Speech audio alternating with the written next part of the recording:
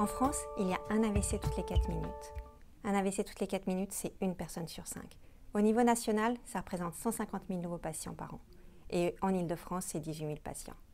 Parmi ces patients, un quart a moins de 65 ans. Dans plus de la moitié des cas, le patient va garder des séquelles. Un des déficits les plus invalidants sont les troubles du langage ou aphasie. Elle peut toucher la compréhension de la parole, le patient ne comprend plus ce qu'on dit, ou la production de la parole, le patient n'arrive plus à s'exprimer. Comme le patient va avoir des problèmes de communication, ça va rendre toute la prise en charge compliquée. Et ensuite, l'aphasie peut entraîner une désinsertion sociale, une désinsertion professionnelle et une dépression. Des études scientifiques que nous avons menées en partie au laboratoire montrent qu'il est toujours possible de rééduquer l'aphasie. Pour cela, il faut deux choses importantes. La première, c'est de identifier précisément la composante du langage qui est lésée. C'est pourquoi nous avons développé un test rapide, la CALAP, qui permet en moins de 15 minutes d'identifier la composante lésée. Ce test est basé sur un modèle théorique psycholinguistique et il permet d'identifier très précisément la composante lésée. Deuxièmement, après avoir identifié la composante lésée, il faut focaliser la rééducation dessus.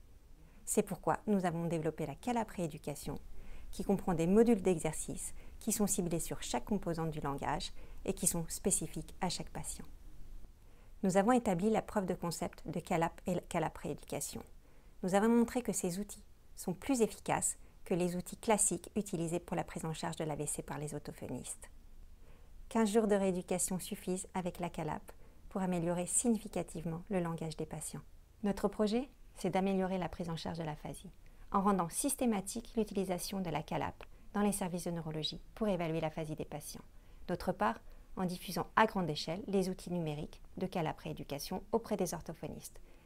CALAP rééducation se décline en deux versions. Il y a une version qui est destinée à l'orthophoniste et une version d'auto-rééducation que le patient peut faire tout seul, même en l'absence de l'orthophoniste, ce qui lui permet de travailler même quand elle n'est pas là. Et bien sûr, il faut fluidifier le parcours de la prise de soins entre les services de neurologie et le parcours en ville. Les indicateurs que nous suivrons pour évaluer son projet sont principalement des enquêtes d'appropriation des outils, de satisfaction et bien sûr un suivi de la rééducation. Grâce au soutien de l'ARS, la diffusion à grande échelle des outils numériques CALAP et CALAP rééducation permettra d'améliorer significativement la prise en charge des patients, de réduire leur perte d'autonomie et de pallier en partie la pénurie d'orthophonistes en leur faisant gagner et du temps et de l'efficacité.